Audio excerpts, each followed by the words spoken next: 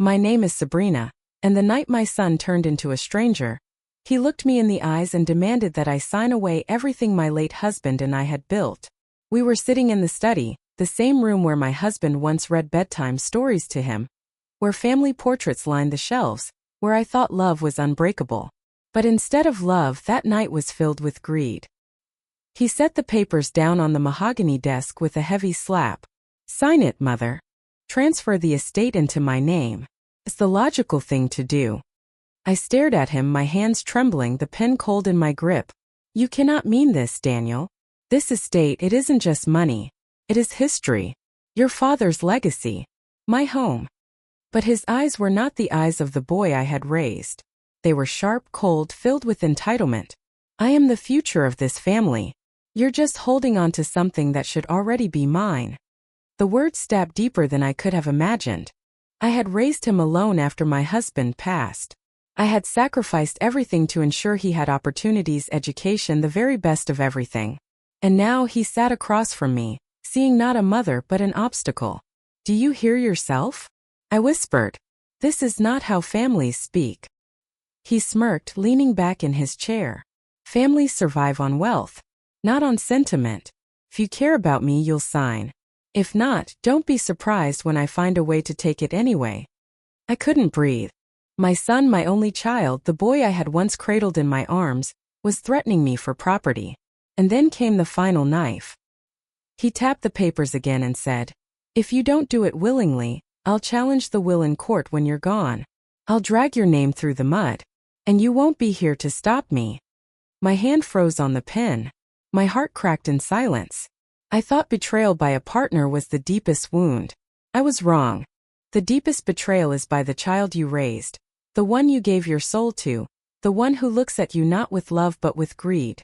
That night, when he left the study without a backward glance, I sank into the chair and cried harder than I had since my husband's funeral. But as the tears dried, something inside me shifted. Daniel thought he was clever. He thought his threats would frighten me into surrender. He thought I was weak, just a woman clinging to memories. He did not know that his father had trusted me with more than love. He had trusted me with the will. And the will was ironclad. What Daniel wanted most was the one thing he would never have. Because in the will, written in careful language by my husband himself, my son was left with nothing. And soon, in front of family, friends, and the law, Daniel would learn the truth. The estate he demanded was never his to claim, and his greed would be the rope that pulled him down. The next morning, I awoke with swollen eyes and a heart that felt like stone. The night before had replayed in my dreams. Daniel's cold voice, the papers he had thrown on the desk, the threat that still rang in my ears. "Sign it or I'll take it anyway." For hours I sat at the kitchen table staring into my untouched tea. How had my son, the boy I had once carried in my arms, become a man who saw me as nothing more than a barrier to wealth? I wanted to believe it was a moment of weakness, a lapse of judgment. But deep down I knew better. By noon Daniel returned. He entered the house as if nothing had happened, tossing his jacket onto the chair. His smile was tight, rehearsed. "Mother, have you reconsidered?" I looked up slowly. "Daniel, listen to yourself. You're treating me like an enemy." He scoffed. "I'm treating you like someone who doesn't understand how the world works. You're clinging to an estate you can't even manage. You'll run it into the ground. I can make it thrive. All you have to do is sign." My hands clenched into fists. "And if I refuse?" His eyes hardened. "Then you'll regret it."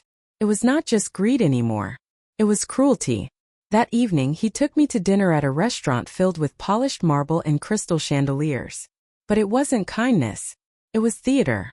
As the waiter poured wine, Daniel leaned back and said loudly enough for nearby tables to hear, "My mother doesn't understand her place. She clings to things she doesn't deserve. But don't worry, I'll handle it soon." The people at the next table shifted uncomfortably. I wanted to sink into the floor.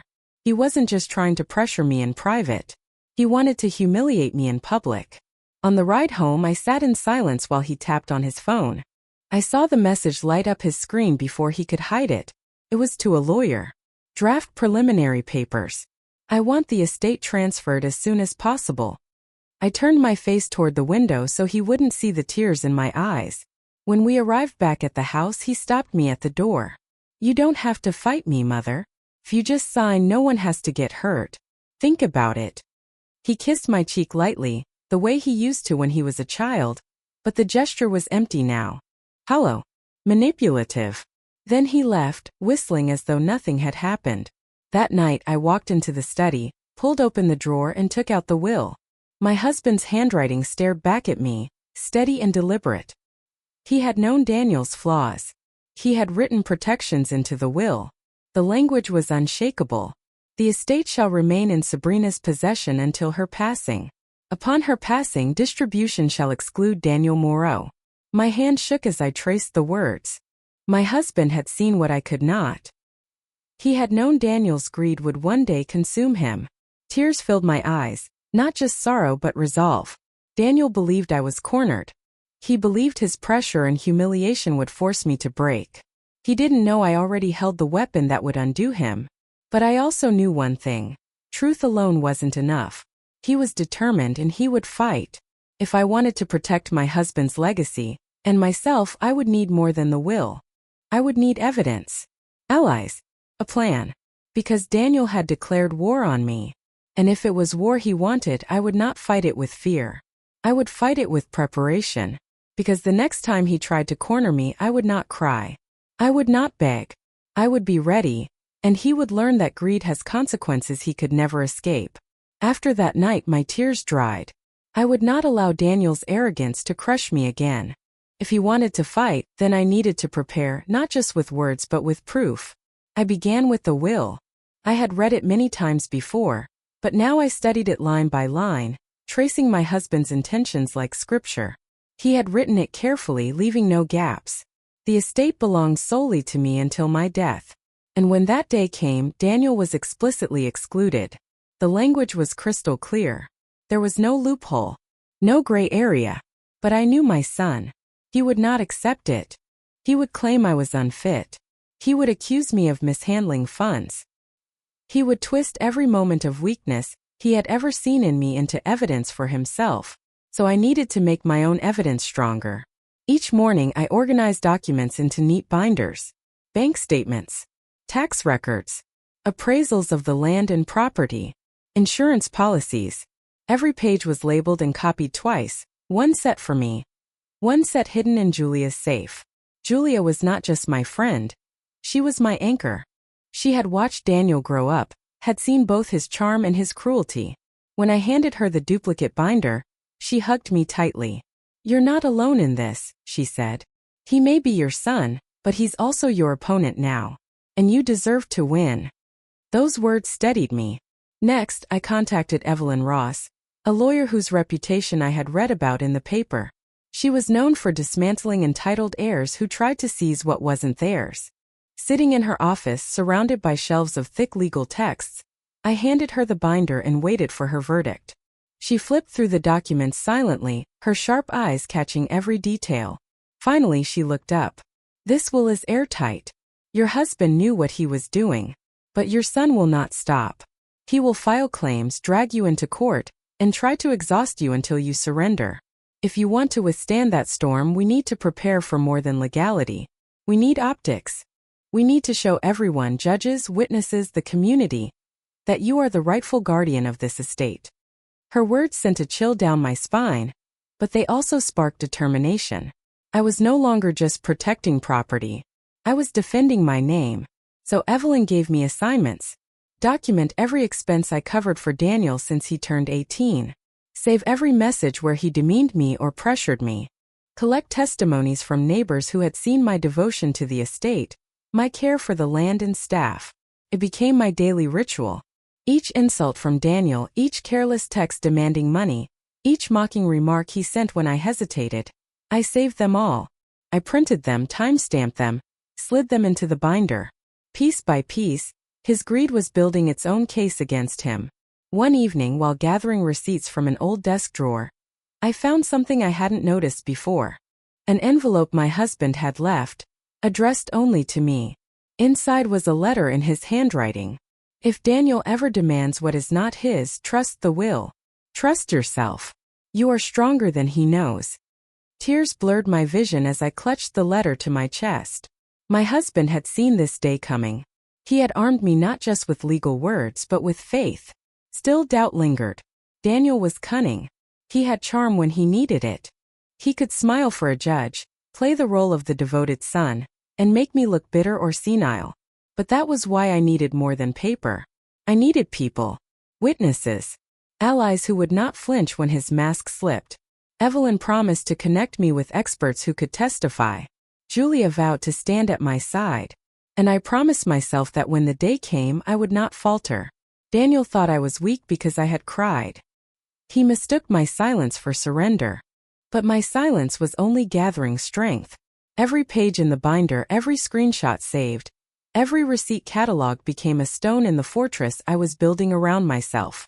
And soon I would learn just how far Daniel was willing to go, because the more evidence I gathered, the more desperate his threats became. And desperation is the most dangerous weapon of all. For weeks I lived between two worlds. The house where my son once played as a boy and the fortress of binders and documents I was building to defend myself against the man he had become. I had the papers, the proof, the will itself, but I knew that would not be enough. Daniel had charisma. He had arrogance disguised as confidence. And if he could not force me in private, he would try to humiliate me in public. I needed allies. Julia was already beside me. She knew my story, had seen my tears and my resolve. But now she became my shield. Whenever Daniel tried to corner me with sudden visits, Julia was often there, her presence enough to force him to mask his cruelty. She would smile politely, but her eyes burned. Later she would whisper, "He doesn't frighten me, Sabrina. Let him try." Still, friendship alone would not hold in court. That was where Evelyn Ross came in. She became more than a lawyer. She became strategist, teacher, and at times, the voice of my late husband whispering reason when my heart faltered. "You must understand," Evelyn told me in her office one afternoon. "Daniel will not hesitate to paint you as weak. He'll say you're too emotional, too fragile to manage the estate. He'll smile for the judge, and he'll tell everyone he only wants to protect his mother. Do you know how we fight that?" I shook my head. "With proof," she said, tapping the binder. "And with people who will testify to your strength." So we made a list. The groundskeeper who had worked on the estate for 20 years, who had seen me manage repairs, contracts, and payroll. The housekeeper who remembered how I stayed up nights balancing accounts after my husband died. Neighbors who had watched me mow fields myself when Daniel refused to help. Each one a witness. Each one a voice against his lies. But Evelyn wanted more. "We need someone who can confirm Daniel's character," she said. "Not just you, not just friends loyal to you. Someone neutral. Someone he has wronged." It was Julia who remembered. Daniel had once borrowed money from a distant cousin, promising to repay it after a business investment. The cousin never saw a cent. Evelyn reached out discreetly, and when the cousin agreed to testify, another brick fell into place. The circle widened. My fortress grew. At night, Julia and I rehearsed. She played Daniel, hurling his words back at me. "You're clinging to the past. You're unfit. Sign it." I practiced my calm responses, steady and factual. "The will is binding. I have managed this estate responsibly. I will not be bullied." Each rehearsal strengthened me.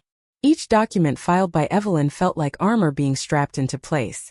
But it wasn't just legal preparation. Evelyn reminded me we had to control the image too. Daniel thrives on appearances. He will try to use society's gatherings to shame you, just as he did at that restaurant. You must be ready to face him in public. Laura, a quiet PR consultant Evelyn trusted, joined the team. She prepared statements in case the story leaked. She advised how to sit, how to speak, how to let silence become my sharpest weapon. "Don't defend," she told me. "Don't argue. Simply present the truth and let his greed speak for itself." Slowly, the pieces formed into a plan. We were no longer reacting to Daniel's threats. We were setting the stage for his undoing. Yet even as I built this circle of strength, Daniel grew more impatient. He came to the house late one night, pounding on the door until Julia told me not to answer. Through the wood, his voice was low and dangerous. "You think you can fight me, Mother? I'll take it all. You'll see."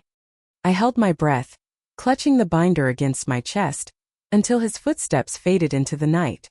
When I told Evelyn the next morning, her expression hardened. Good. Let him threaten. Every word, every outburst becomes more evidence of his intent. He cannot see that he's writing his own downfall. Her confidence steadied me, but unease gnawed at my chest. My son was no longer a boy throwing tantrums. He was a man with a plan, with ambition sharpened into cruelty. And he was not slowing down. Because while my allies and I prepared for a battle of truth, Daniel was preparing something darker. Something that would test whether even my carefully built fortress could withstand the storm. The day Evelyn spread our notes across her polished desk, I realized we were no longer just defending. We were building a counterplan. Daniel thought he was the only one scheming. He was wrong. First, Evelyn said, adjusting her glasses, we locked down the will. We've already had it notarized, certified, and filed with the court. That means if Daniel tries to present forged copies or altered versions, they'll collapse instantly. The original is untouchable. I exhaled, relieved. My husband's handwriting, his careful foresight, was protected. Second, she continued, we control the finances. Sabrina, you will open a separate account for all estate-related transactions. Every expense you make, repairs, staff salaries, taxes, will be documented, dated, and easy to trace. Judges trust clean numbers. If Daniel claims mismanagement, we'll drown him in transparency. I nodded, already imagining the ledgers neatly lined, receipts in folders. The chaos he accused me of would become order he could not argue with. Third, Evelyn tapped the table with her pen, we build character witnesses. Not just Julia, not just long-term staff. We'll bring in the appraiser who's valued the property for years. We'll have the accountant testify how you've kept everything afloat since your husband passed. The story will be simple. You are a devoted widow managing responsibly. Daniel is a greedy heir with nothing but entitlement. Julia leaned forward. And what about his threats? The text messages? Evelyn smiled thinly. We'll use them. Judges dislike arrogance. When he writes, sign it or you'll regret it. He's handing us his true self. Keep every word, every screenshot. They will burn him more than any speech we could write. The plan grew thicker as the hours passed. Laura, the PR consultant, added her part. If this becomes public, and Daniel seems the type to run his mouth, it's vital we shape perception. Sabrina, you will not look bitter. You will not look vengeful. You'll look dignified. Calm. A woman preserving her husband's wishes. Her tone was steady, almost rehearsed. When he rages, you will stay quiet. When he mocks, you will smile faintly. Silence will do what shouting cannot. People remember the one who stayed calm. I swallowed, imagining the moment. My son yelling, me still as stone. Could I do it? Evelyn caught my hesitation. You can. Remember, he underestimates you. That is your greatest strength. We rehearsed scenarios. Julia played Daniel again, slamming her hand on the table. You're old, unfit, clinging to the past, she barked. I replied evenly. The will is binding. The estate is secure. I am honoring my husband's wishes. She tried again. You never gave me enough, mother. You owe me. And I answered. I owe you love. Not greed. Not this. Each round made me steadier, my voice less shaky. Then Evelyn added the final layer. Timing. We cannot just wait for him to attack. We strike first at the moment he expects least. If he tries to make a public scene again, Sabrina, that's when you'll reveal the truth. Calmly, with witnesses, with documents. You won't just defend, you'll expose him. Humiliation is sometimes the only language pride understands. I thought of the restaurant, of his smug voice declaring me unfit. I thought of the shame that had burned my cheeks. And I realized, yes, I wanted him to feel that same fire. Not out of cruelty but justice. Laura outlined the setting. The next family gathering, where Daniel always preened in front of relatives, would be the stage. Evelyn would attend quietly as my friend. Julia would sit at my side. The binders would be within reach. And if Daniel pressed, if he tried again to strip me down in front of others, I would deliver the truth. The plan was elegant. Clean. Ruthless only because it mirrored his ruthlessness back at him. That night, I locked the documents into Julia's safe and sat by my husband's portrait in the study. "I will protect what you left," I whispered. "And I will not let our son destroy us." But as I blew out the candle, the echo of Daniel's words returned. "If you don't sign, you'll regret it." Because while we prepared the perfect counterplan, I knew desperation could drive him to recklessness. And a reckless man cornered by his own greed is more dangerous than any enemy. The day of the gathering arrived with a chill in the air. My sister Lydia was hosting a luncheon at her estate, a tradition meant to honor family ties. Daniel would be there, along with cousins, uncles, and neighbors who all admired him. He loved using these occasions as his stage. Evelyn and Julia insisted this was the perfect opportunity. If he humiliates you again, reveal the truth. Let them all see his greed for what it is. I dressed simply in navy blue, the way Laura had advised. Elegant but not loud. Let him perform. Let you be dignity. Her words repeated in my head like a mantra. When I entered the dining room, I felt the weight of eyes. Daniel was already there, laughing easily, surrounded by relatives. He saw me, smiled broadly, and kissed my cheek in front of everyone. "Mother," he said loudly, "you look radiant. We were just discussing the estate. Everyone agrees it should transition sooner rather than later." Polite chuckles rippled across the table. My stomach tightened, but I said nothing. I took my seat beside Julia, who gave my hand a reassuring squeeze under the tablecloth. Evelyn sat at the far end, her gaze sharp, pretending to be nothing more than an acquaintance. The meal began. Courses of roasted duck and autumn vegetables were served, the clink of silverware filling the silence between forced pleasantries. But Daniel couldn't help himself. As wine glasses were refilled, he rose, raising his voice so all could hear. "I've spoken with lawyers," he declared, "and it is obvious the estate needs new leadership. My mother has done her best, but she's tired. She's clinging to something she cannot manage." Eyes turned toward me. My pulse quickened.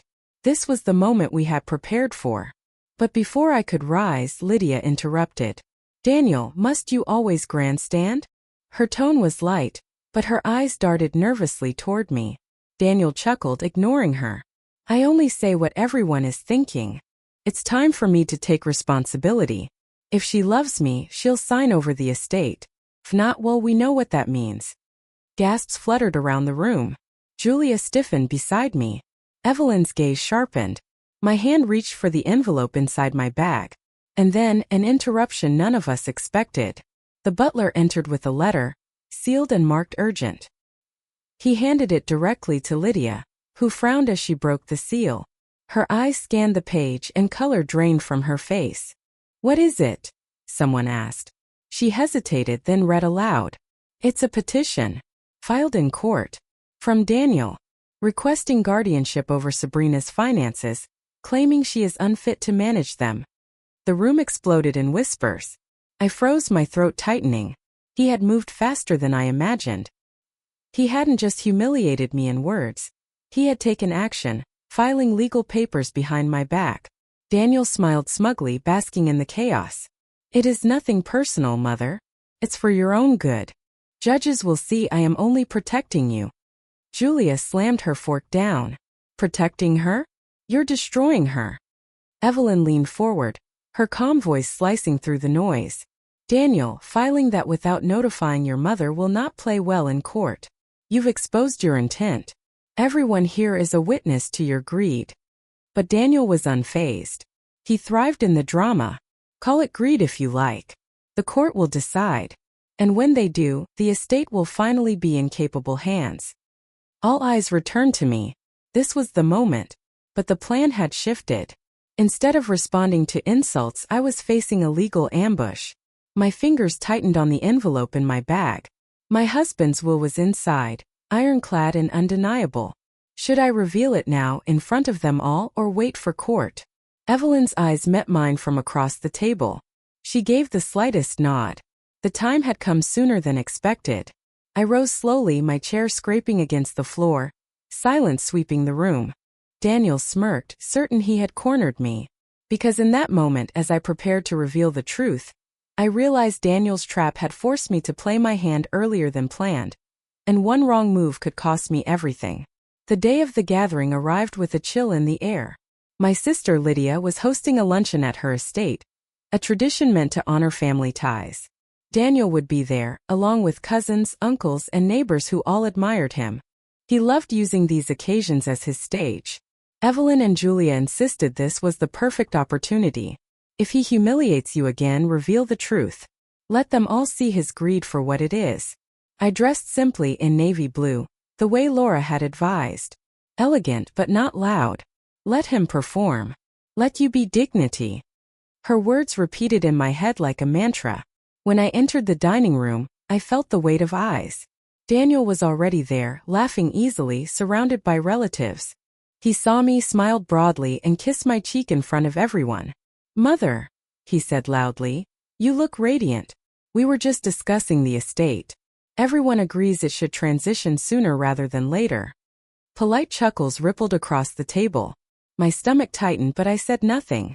I took my seat beside Julia, who gave my hand a reassuring squeeze under the tablecloth. Evelyn sat at the far end, her gaze sharp, pretending to be nothing more than an acquaintance. The meal began. Courses of roasted duck and autumn vegetables were served, the clink of silverware filling the silence between forced pleasantries. But Daniel couldn't help himself. As wine glasses were refilled, he rose, raising his voice so all could hear. "I've spoken with lawyers," he declared, "and it is obvious the estate needs new leadership. My mother has done her best, but she's tired. She's clinging to something she cannot manage." Eyes turned toward me. My pulse quickened. This was the moment we had prepared for. But before I could rise, Lydia interrupted. "Daniel, must you always grandstand?" Her tone was light, but her eyes darted nervously toward me. Daniel chuckled, ignoring her. "I only say what everyone is thinking. It's time for me to take responsibility. If she loves me, she'll sign over the estate. If not, well, we know what that means." Gasps fluttered around the room. Julia stiffened beside me. Evelyn's gaze sharpened. My hand reached for the envelope inside my bag. And then, an interruption none of us expected. The butler entered with a letter, sealed and marked urgent. He handed it directly to Lydia, who frowned as she broke the seal. Her eyes scanned the page and color drained from her face. "What is it?" someone asked. She hesitated, then read aloud. "It's a petition. Filed in court. From Daniel. Requesting guardianship over Sabrina's finances, claiming she is unfit to manage them." The room exploded in whispers. I froze, my throat tightening. He had moved faster than I imagined. He hadn't just humiliated me in words. He had taken action, filing legal papers behind my back. Daniel smiled smugly, basking in the chaos. "It is nothing personal, Mother. It's for your own good. Judges will see I am only protecting you." Julia slammed her fork down. "Protecting her? You're destroying her." Evelyn leaned forward, her calm voice slicing through the noise. "Daniel, filing that without notifying your mother will not play well in court. You've exposed your intent. Everyone here is a witness to your greed." But Daniel was unfazed. He thrived in the drama. Call it greed if you like. The court will decide. And when they do, the estate will finally be in capable hands. All eyes returned to me. This was the moment. But the plan had shifted. Instead of responding to insults, I was facing a legal ambush. My fingers tightened on the envelope in my bag. My husband's will was inside, ironclad and undeniable. Should I reveal it now, in front of them all, or wait for court? Evelyn's eyes met mine from across the table. She gave the slightest nod. The time had come sooner than expected. I rose slowly, my chair scraping against the floor, silence sweeping the room. Daniel smirked, certain he had cornered me. Because in that moment, as I prepared to reveal the truth, I realized Daniel's trap had forced me to play my hand earlier than planned, and one wrong move could cost me everything. The silence after Daniel's declaration felt suffocating. Eyes around the table darted between us, curiosity and discomfort mixing in the air. My heart pounded, but my mind was clear. I had been preparing for this moment. I rose from my chair, the envelope clutched in my hand. My voice was steady, though my knees trembled beneath my dress. "You say you are protecting me, Daniel. That I am unfit. That the estate belongs in your hands. But you have hidden something from everyone here. Daniel tilted his head, smirking. Really, Mother? What could you possibly show them? I laid the envelope on the table. With deliberate calm, I opened it and slid the papers out, thick, official, stamped with seals that carried more weight than his arrogance ever could. This, I said, holding up the first page, is your father's will. It was written with clarity, signed with intent, and upheld by law. It names me as the sole guardian of this estate for the rest of my life. And it explicitly excludes you, Daniel, from any inheritance. Gasps echoed through the dining room. Lydia covered her mouth. Cousins leaned forward, eyes wide. Julia's hand found mine, a silent squeeze of strength. Daniel's smirk faltered, but he quickly recovered, his voice sharp. That's impossible. You're lying. You forged it. Before I could respond, Evelyn rose at the far end of the table. She walked calmly to my side, her heels clicking against the marble floor. I am Sabrina's attorney, she announced. This will has been certified by the courts and notarized. I hold the original copy in safekeeping. What you see here are certified duplicates. The room erupted with murmurs. Some whispered excluded. Others stared at Daniel with disbelief. I turned to him, my voice still calm. You claimed I was unfit. You filed petitions. You threatened to drag my name through the mud. But the truth is, Daniel, your father saw the greed in you long before I did.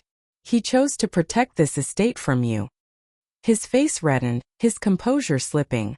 This is a trick. You poisoned him against me. No, I said softly. You did that yourself. With every demand, every insult, every threat. You proved him right. The butler, standing at the doorway, cleared his throat nervously. Shall I bring witnesses, madam? The notary is waiting as arranged. Daniel's eyes widened. You plan this? Evelyn smiled faintly.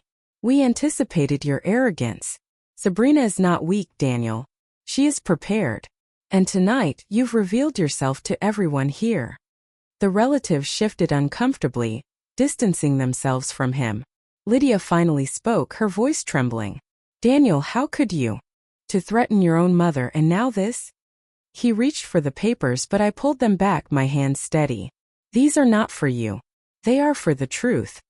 The notary stepped forward, examined the documents, and nodded. Everything is in order. Legally binding. Unchallengeable. The room fell into stunned silence. Daniel's voice broke, shrill with desperation. You can't do this to me. I am your son. I deserve it. I looked at him then, not as my child, but as the man he had chosen to become. You deserve nothing you tried to steal. Love is not earned by threats. Legacy is not claimed by greed. The weight of my words hung heavy.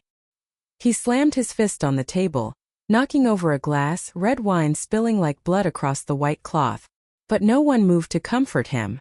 No one stood at his side. The boy I had once raised was gone.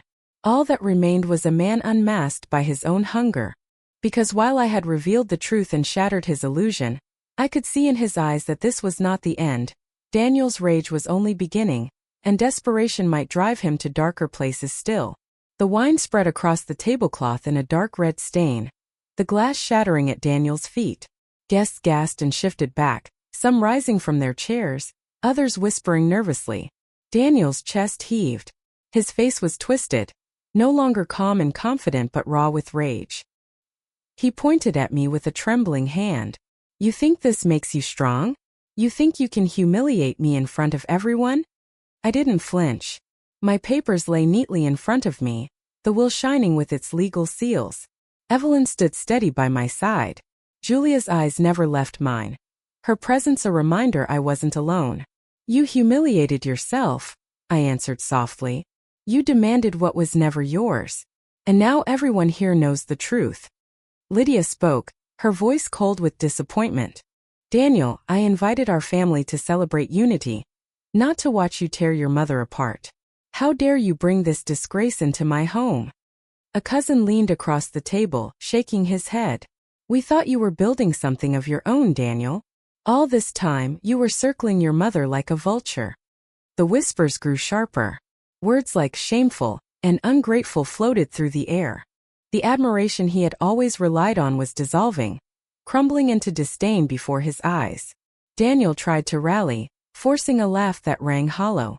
"You don't understand. She's tricked you all. My father would never cut me out. She manipulated him." Evelyn's voice cut through his lies like a blade. "The will was signed years before your father passed. In front of witnesses. Certified by the court. Any judge who sees it will know the truth. Your father wrote you out. That is his voice on the page, not hers." The words hit him harder than any slap. He staggered back a step, his hand gripping the edge of the table as though the ground beneath him was shifting. "I am his son," he shouted, desperation bleeding into his tone. "I deserve it." Silence fell. Then I answered, my voice firm. "You are my son. And once that was enough. But you chose greed over love. And legacy is not deserved, it is earned. You earned nothing but this disgrace." A few guests clapped softly, not out of cruelty but in respect. Others shook their heads, rising from their seats. The power Daniel had clung to, the adoration, the applause, the respect, was slipping away in real time. Clara, a younger cousin, whispered just loud enough for the table to hear. "Imagine threatening your own mother. He's not just greedy. He's dangerous." Daniel heard her. His face darkened further, and for one terrifying second, I thought he might lunge across the table. But Julia rose, stepping between us with steel in her eyes. "Don't," she warned. "Not here. Not now." The spell broke. Daniel stumbled back, his fists clenched, his breathing ragged. He scanned the room, searching for support, for anyone still on his side. But everywhere he turned, he saw only disappointment, disgust, or cold indifference. Finally, Lydia's husband stood. "Daniel, you need to leave. This gathering is over for you." Daniel looked at me one last time, his voice low and venomous. "You may think you've won tonight, Mother. But this isn't finished. I'll find another way. You'll regret this." Then he stormed out, the doors slamming behind him. The sound echoed like a final note of thunder before silence. I sat slowly, my hands trembling but my heart steady. The will lay on the table, undeniable. My husband's words had spoken through me, through law, through legacy. And though Daniel had left in fury, the truth had stripped him bare in front of everyone who once admired him. The guests trickled away, murmuring apologies, offering quiet words of comfort. Lydia touched my shoulder gently. "You did what had to be done. You defended yourself with grace. But Sabrina, be careful. His anger is not gone. It's only waiting." Her warning lingered in my chest long after the room emptied. Because even as I stood victorious that night, I knew the battle wasn't over. Daniel's rage had only deepened. And a desperate man who has lost his pride can still be dangerous in ways the law cannot predict. The morning light poured through my curtains, but I felt no warmth in it. The night before still lingered in my chest like smoke. Daniel's voice, twisted with rage, still echoed, "You'll regret this." I rose slowly, making tea with hands that trembled not from fear, but from the weight of everything that had unfolded. I had revealed the truth and I had won, but victories always carry shadows. The phone began to ring before I had even finished my first sip. Julia's voice rushed through the line. "Sabrina, have you seen the papers?" I hadn't, but soon I did. Every headline, every column seemed to hold our family's name. Wealthy heir humiliated by mother's ironclad will. Mother defends estate against entitled son. Daniel Morrow exposed, cut out, cut down. Photographs from the luncheon had already circulated. One showed me standing with the will in hand, calm and steady. Another caught Daniel mid-outburst, his face contorted, wine spilled across the table. The contrast was undeniable. The public saw what our family had witnessed. A mother who stood firm, and a son undone by his own greed. Neighbors arrived at my door with baskets of fruit and quiet words of support. "You were brave," one woman said, squeezing my hand. "We've all seen how entitled he became. You showed us strength." For the first time in years, I felt seen not as fragile or dependent but as capable, strong. But Daniel was not silent. By afternoon, he had given a statement to a tabloid, twisting the story. "My mother is old, manipulated by opportunistic advisors. She turned my father against me years ago. All I want is to protect the estate for our family's future." I read the words with a mixture of sorrow and anger. Even now, he could not see himself clearly. He played the victim, hoping pity would save him where arrogance had failed. Yet the damage was done. His business partners withdrew their support. His accounts, once full, were now under scrutiny after Evelyn filed motions exposing his financial recklessness. A cousin who once admired him told me privately, "No one trusts Daniel anymore. He burned every bridge in one night."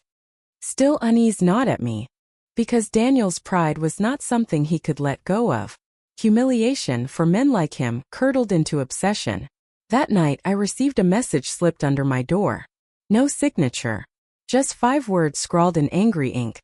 "This is not the end." I sat on the floor, the note in my hand, my heart pounding. Julia urged me to call the police, but Evelyn counseled caution. "He's desperate," she said. "But desperation leaves a trail. If he tries something reckless, the law will be ready." The estate felt colder that evening. I walked its halls, touching the portraits of my husband. The worn wood of the banister Daniel had once slid down as a child. How had the boy I raised become this man? How had love turned to war? The answer pressed heavily against me: greed. Greed had eaten him alive. I locked the doors, placed the will back into Evelyn's safe, and sat by the fire until the embers glowed dim. I should have felt triumphant, but instead I felt a strange emptiness. Winning against your enemy is one thing. Winning against your son leaves a wound that victory cannot heal. Still, I knew I could not falter now.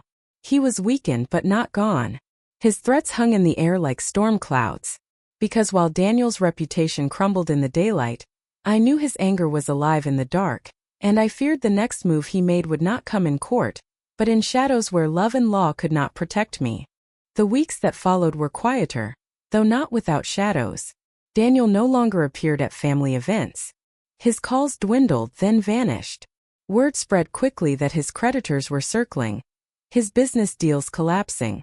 One by one, the people who once flattered him disappeared. He had built his world on pride, and pride cannot hold the weight of truth.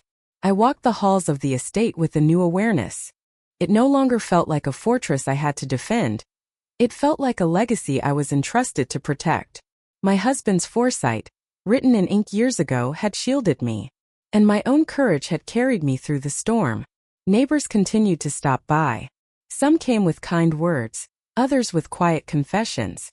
"I always thought Daniel was reckless," one said softly, "but no one expected him to turn against you." I smiled politely, though inside my heart still ached.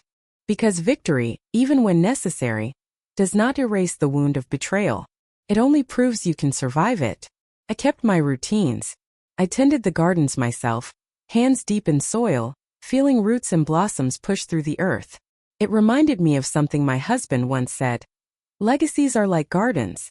They grow stronger when tended with patience, not demanded with force. His words lived in me now more than ever. And though Daniel's shadow still lurked in the back of my mind, his threats, his rage, the note slipped under my door, I no longer trembled.